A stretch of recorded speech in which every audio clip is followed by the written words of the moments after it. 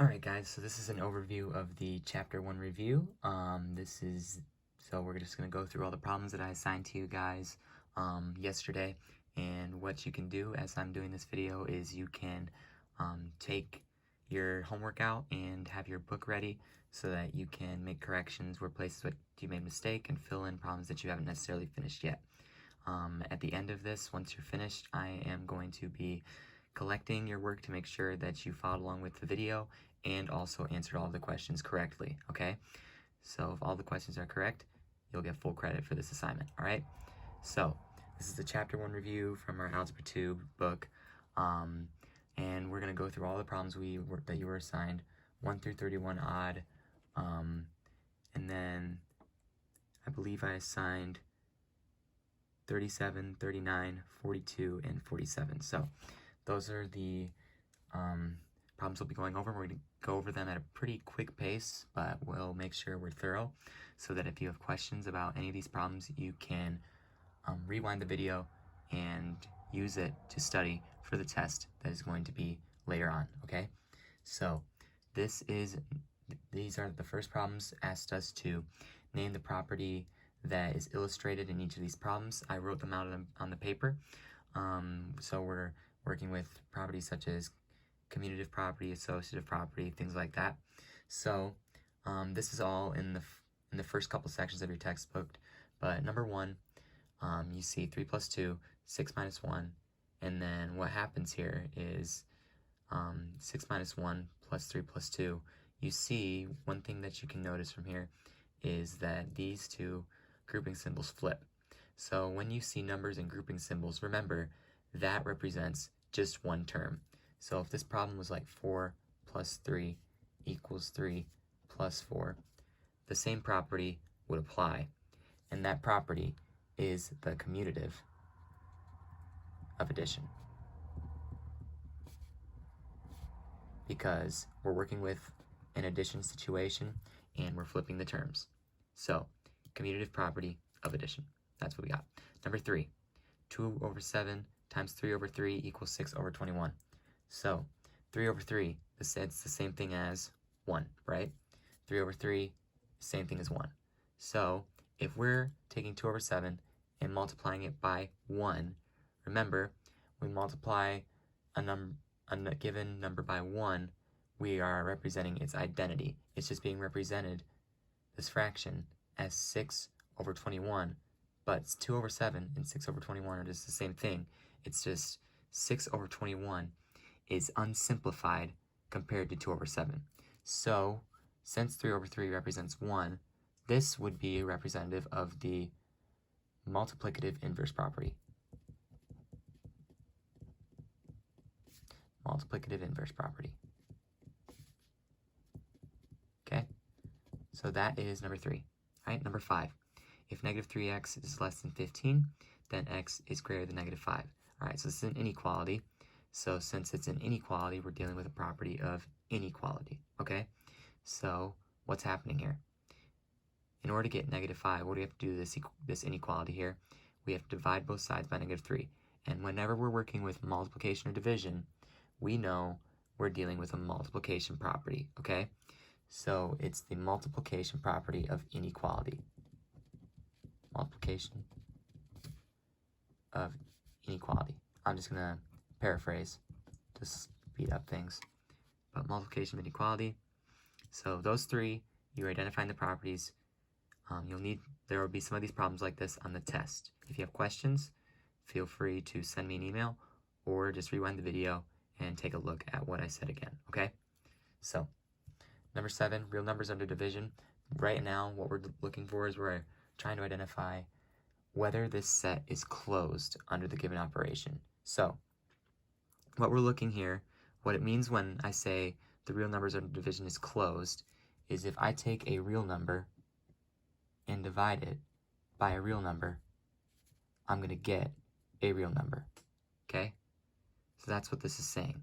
If I take a real number and divide it by a real number, I'll get a real number, all in the same set, okay? Is this necessarily true? Well, the answer is no, it is not, and here's why.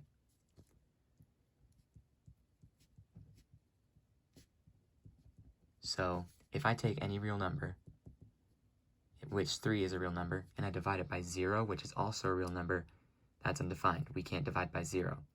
So real numbers under division are not closed, okay? All right, number 9. Now we're getting to the point, we're determining whether this statement is always true, sometimes true, or never true, okay? This is number 9 in your homework. So, a natural number is a whole number. Is that a true statement? Well, yes it is, because remember, in our Venn diagram, the whole numbers include all the natural numbers, right? So this is always true. Always true. There will be problems like this on the test likely as well, okay? All right, so now we're on to number 11. Number 11 is an order of operations problem, obviously. You have a bunch of different operations that are taking place here. Remember, order of operations goes, our little acronym here is PEMDAS. So parentheses, exponents, multiply and divide, left to right, add and subtract, left to right. That's the order of operations. So parentheses is first, addition and subtraction is last, okay?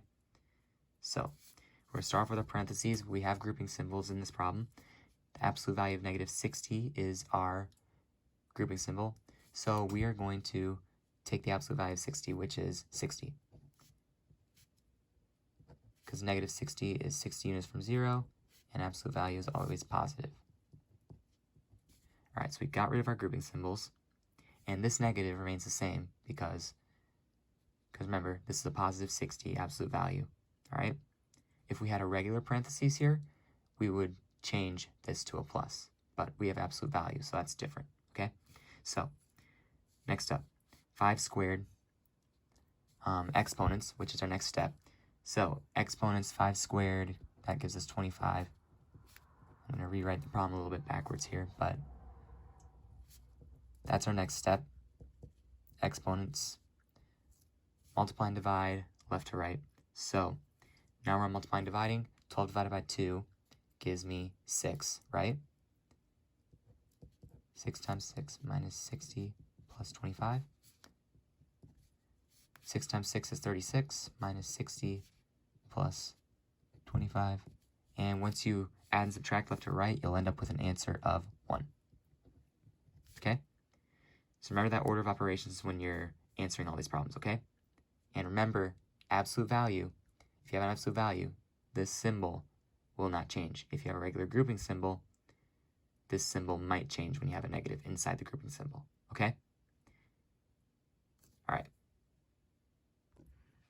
Okay, so for number 13 and number 15, we are evaluating these given scenarios when A equals 4, B equals 3, and C equals negative 2, okay? So we have our 3 numbers, so the simple thing we have to do is substitute in. So A for 4, 3 plus a minus 2, the quantity squared. So we have to solve these numbers in the grouping symbols before we square this. Plus 3 times the quantity A minus 2 times negative 2. And A equals 4, my mistake. So 4 minus 2 times negative 2. Okay, so before we do anything, we have to make sure we solve the grouping symbols first, because remember, order of operations, parentheses first. So 4 times 3 plus a minus 2 would give me 1, the quantity squared, plus 3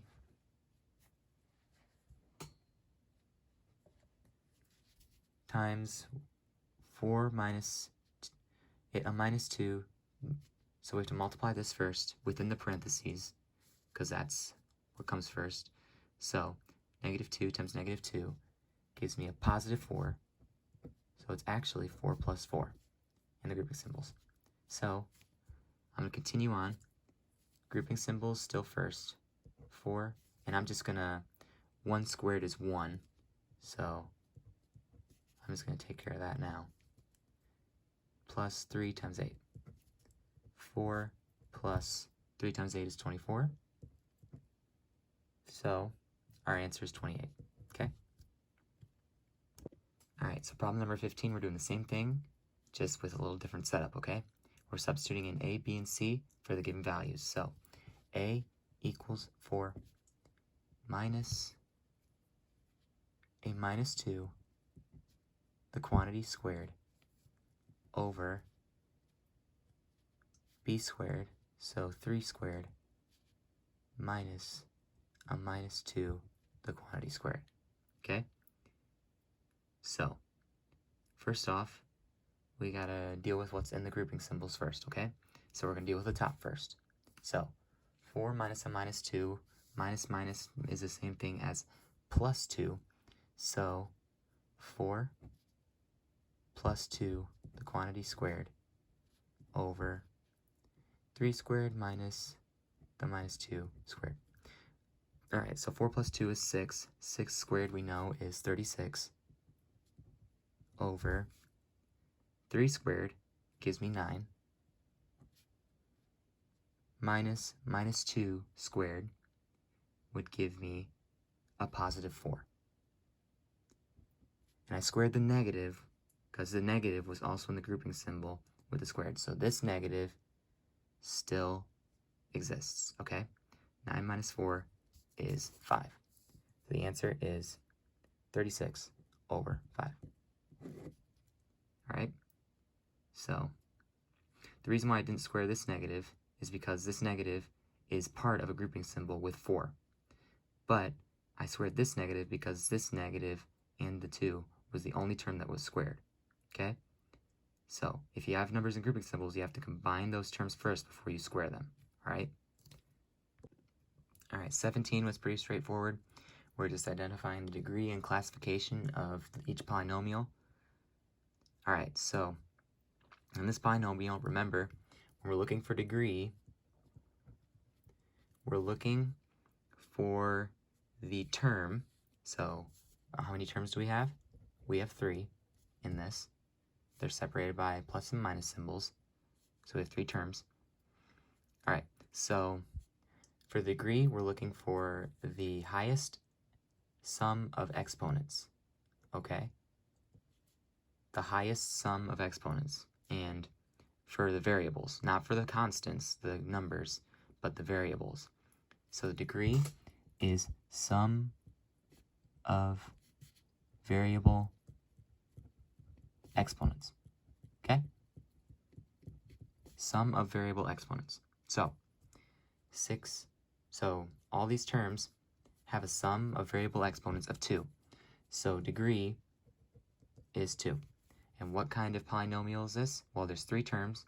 Tri is 3, so it's a trinomial. That's what you have to do for that one. All right, so for these ones, you're simplifying them as much as possible into their simplest form. And remember when we talked about exponents and how exponents for variables play a role? There are properties of exponents that we need to know in order to solve all these problems. Those are located back in your textbook, so make sure to have those available as we go through these problems, okay? So 4z to the 5th times the quantity 2x plus 3z. This right here, this is a simple distributive property problem. We just have to distribute 4z to the 5th into each of these terms, okay? So 4 times 2, we multiply the constants together, that gives us 8x, and z to the 5th comes with it, z to the 5th, all right? Plus 4 times 3 is what? 12, right? And remember, this z has an exponent of 1. We just don't write it because it's assumed to be there, okay? So 4z to the 5th distributed into 3z to the 1. When you multiply variables with given exponents, you add the exponents. So z to the 5th and z to the 1st power, adding the exponents together gives me z to the 6th, okay? So that's your answer for that one. That one's pretty simple. Same with 21. 21's pretty simple as well, except when you're raising variables with exponents to a power, raising variables to a power, to a power. Remember, y has an exponent of 1, we assume. You're multiplying the exponent of the variable with the exponent outside of the parentheses, okay? So, 12 squared, we'll do the constant first. 12 squared is 144. X squared times 2, because we're raising it to a power, gives us x to the 4th. 1 times 2 is 2. So that's your answer for that one. You square the constant, you multiply the exponents, because you're raising the exponent to a power, for both of the variables. All right, 23 is a little bit more elaborate, and we're going to go through this one kind of carefully. Now you're dealing with negative exponents. When you have negative exponents, you got to treat this problem a lot differently than you would with normal exponents. So I'm going to work this way on this one. So first off, we notice our second multiplied term has a negative exponent. Remember, for any division problem that involves negative exponents, if you take the term with the negative exponent down to the denominator, that term receives a positive exponent. So I'm going to move this whole part down into this denominator. Now, key thing about this, you can only do this with multiplied values, okay? If this was 15, if these two are added together, I could not simply just move it down to the other side. It has to all be multiplied together, okay? So, -2, exponent, I'm going to move it down. So 15, a to the -1, b squared over 10ac times 6b to the -3, c squared, also squared, okay? So, moving this term, I made this exponent here a positive exponent. All right, so here we go. All right, 15, a to the -1, b squared. Now I can start dealing with this negative exponent in the numerator. I can actually bring this down and combine it with this a to make a squared, okay? Because remember, if I carry this down here, this becomes a positive exponent, and it's still multiplied with all these, so I can combine it with 10ac. So I'm going to take this and move it down. 15 b squared equals, or over, 10a squared c times the quantity.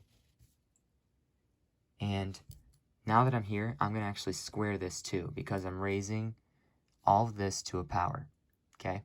So we're going to kind of combine steps here. So 6 squared is what? 36.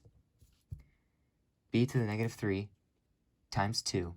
So -3 times 2 gives me b to the -6, okay? Then I have c squared raised to a power, so 2 times 2 is 4. All right? So now, with this problem, I'm going to actually simplify this a little bit. Simplify this just a little bit, so I can actually notice that these two numbers here are divisible by 5. So I can actually simplify this down to lowest terms. So I'm going to do that right now. 3b squared over 2, this is 2 now, a squared c times 36 b to the -6 c to the 4th. I don't know if there's going to be a problem that's elaborate on the test, but it's important that you know this, okay? So, we simplified this 3 over 2, and we still have our variables. This we don't have to worry about simplifying, because regardless, we're still going to multiply it by the fraction that has basically the same value, just simplified more, okay? So that's why we don't have to simplify this when we simplify these two. Because both this fraction here and this fraction here have the same value. So here we're going to multiply all of these together. 3b squared over 36 times 2 is 72. A squared, and then b to the negative 6, and then c to the first power plus c to the fourth power gives me c to the fifth. All right? So we have 3 over 72, and if we notice, I still have a negative exponent, so I'm going to take care of that now. I'm going to move this up here, and that'll actually give me 3b to the 8th over 72 a squared c to the 5th. After all that work, that's our final answer. That was quite a bit. All right, for the sake of time, I'm skipping number 25 and 27. I'm confident in your guys' ability to solve equations, but the absolute value equations I think we should take a look at. So, absolute value of 5y plus 12 minus 5 equals 22. This is number 29 on your homework, okay? So, first step in this absolute value equality is that we have to isolate absolute value on its own side. So, add 5 to both sides, okay? These 5 cancel. Absolute value of 5y plus 12 equals 27, okay? So, absolute value equality, we are splitting it off into 2, right? And because remember, this absolute value symbol is representing all numbers that are 27 units from 0, okay? So 5y plus 12 equals 27, or 5y plus 12 equals negative 27. All right, so with these equations, solving them for x, you should get an answer of negative 39 over 5 or 3. Those are your two solutions, okay? Number 31. C equals b squared minus 4ac over 2a. And it's asking us to solve this problem for a, right? So, c equals b squared. One thing we have to do first is we have to take this denominator, because we're trying to solve for a here. We're going to multiply both sides by 2a to get rid of the denominator. 2ac, because remember, we're combining these together now. 2ac equals b squared minus 4ac. Now, what do you notice from here? 2ac and 4ac can be combined. Why? Because they have the same variables. Okay? So, we're actually going to add 4 to both sides. 4ac to both sides. 6ac equals b squared. Now, how do we get rid of the 6c on this side? Well, keep in mind they're all being multiplied together. So we can actually divide everything by 6c. And therefore, a will be equal to b squared over 6c. So when solving for a given variable, you just have to consider what you have to do in order to isolate that variable on its own side. And that's what we did here, okay? All right, so absolute value inequalities. This one was a little bit of an issue on the quiz that we did, so I wanted to go over these also. So 37 and 39. We are solving and graphing these absolute value inequalities. So first off, one thing I noticed is that, absolute value is not isolated on its own side. So to do that, I have to subtract 19 from both sides. So absolute value of 5x minus 6 is less than 2. All right? So now it's isolated. First off, I can see that there's a less than here, okay? Since there's a less than, we know it is going to be a conjunction. Because remember, less than means conjunction. So now I split it off. 5x minus 6 is less than 2, and 5x minus 6, and what do we do for this symbol when it becomes negative? We flip, is greater than negative 2, okay? So, solving for x, what we should end up getting is x is less than 4/5, and x is less than 8/5. I'm skipping right to the solutions. They may not be with the correct inequality, but I'm just going right to the solutions for the sake of time. So, x is less than 4/5, and x is less than 8/5. Graphing. Not a really big graph because we have 1 here. Alright, so this is actually a really small graph because we have 1 here, 0 here. 4/5, if you eyeball it, is right here. And 8/5 is about here because 2 is back here, okay? So I did that really quick, but this would be the solution for this absolute value inequality. Okay, let's go to 39 super quick. So, absolute value of x plus 3. Absolute value of x plus 3. Now, don't just assume that since there's a negative here already at the start, that the answer is all real numbers or no solution. Because we still have values here on the left side, and the absolute value isn't isolated. So you gotta move these to this side first. So, adding 9 to both sides, we will end up with, quickly, absolute value of x plus 3. I'm going to take these and put them over here. And I'm going to skip a step in doing so. Is greater than negative 3 plus 9 gives me 6 minus 2x. Alright, now that we have the terms isolated, we see it is greater than, because this is isolated. So we know that this is a disjunction. Now that we know that, we split it off. X plus 3 is greater than 6 minus 2x, or x plus 3 is less than, we flip for, because we're making it negative, negative quantity 6 minus 2x. You have to negate the entire quantity when you're dealing with this absolute value inequality. I'm just going to write the solutions down. So, x is greater than 9,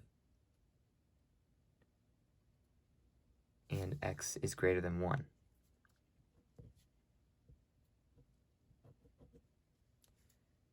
Okay, so that ends up being your solution. If we were to graph it, we're going to put 0 here, 1 here, and 9 way over here.